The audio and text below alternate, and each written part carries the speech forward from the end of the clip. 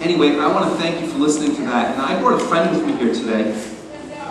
And I'm going to tell you the story in another way. And this is a fun way of telling it. And what I'm going to do is ask you a few questions. This is Albert Einstein. And Albert is what's called a three-dimensional picture. And if you look at Albert,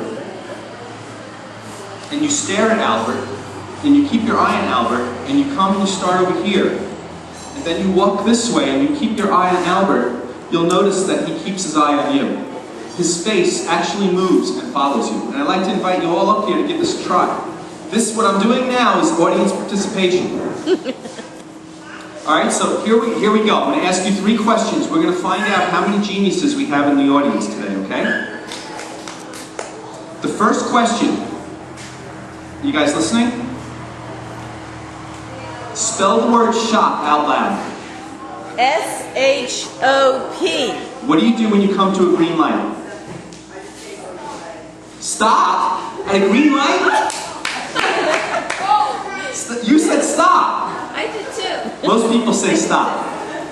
Okay, here's the next question. How many of each animal did Moses take onto the ark? 2. 2? Moses didn't take any animals onto the ark. Noah did. Alright, the next question. Spell the word silk out loud. S-I-L-K. What do cows drink? Cows drink milk? Cows give milk. Cows drink water. Alright, here's the last one. What is the name of the raised print that deaf people use? Braille? Deaf people don't need Braille, they can read.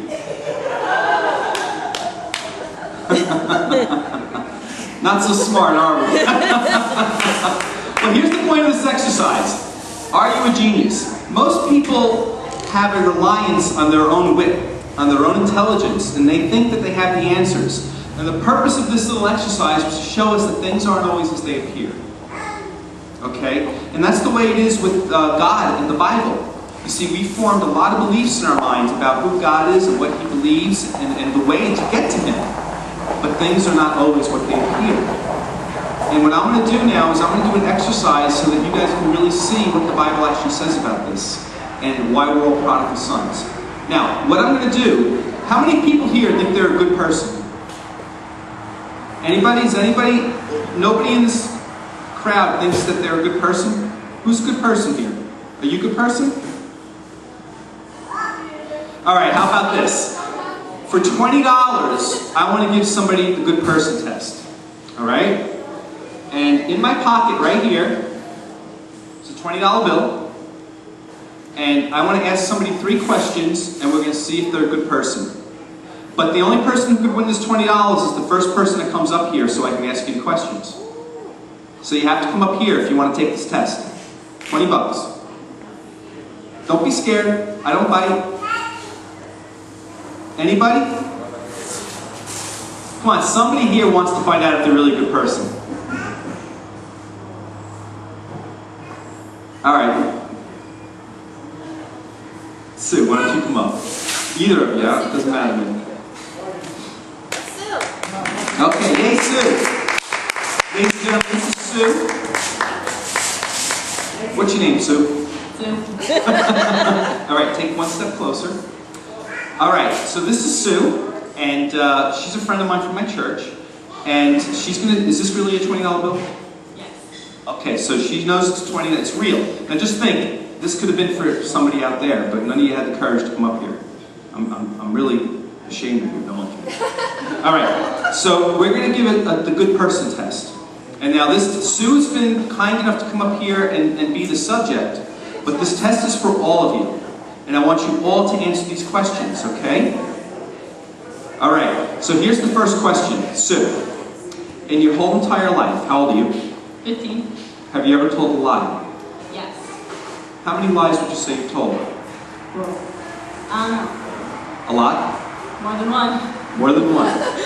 Well, if we're all being honest, we've all lied, right? I mean, I know in my life I've told a couple thousand lies. I'm a lot older than Sue is. But even if you told one lie, If I were to come up to you and tell you a lie, and you found out, what would you call me? A liar, right? So if you tell a lie, Sue, what do you call it? I'm a liar. Right. All right, here's the next question. In your whole life, Sue, irrespective of value, whether it be taking some coins out of your mom's purse, or downloading music illegally, or maybe looking at an answer on a test that you weren't supposed to look, have you ever stolen anything? Yes. Okay, well if you've stolen, what do you call a person who steals? Thief. A thief. Irrespective of value. You know, it's like this. If I stole $10 from a bank, and a year and a half went by, and I got caught, and I went before a judge, I'd still be guilty of being a thief. And that's the truth. Our past follows us. Okay? Alright, here's the last question. And, okay. If you've told lies, and you're a thief, does that honor your mother and father? No, that dishonors your mother and father, and that's another one of the commandments. You see, I'm not asking Sue questions based on her standards. Because men, when we base our goodness on our own standards, what happens? We're always good.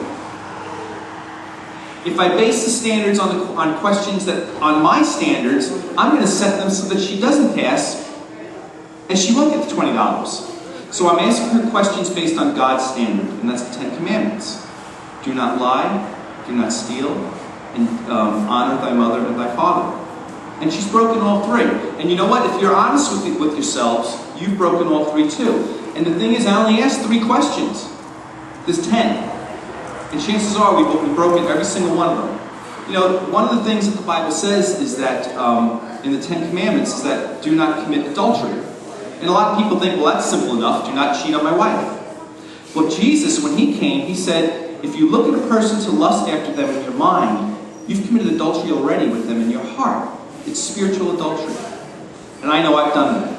I think every red-blooded man here today can say they've done that. So Sue, you're a liar, a thief, and a person who dishonors their mother and father. So if you don't have Jesus Christ in your life, and you're to die, and you're to face God, would you be innocent or guilty? Guilty. Guilty. And that's the truth. We're all guilty before God.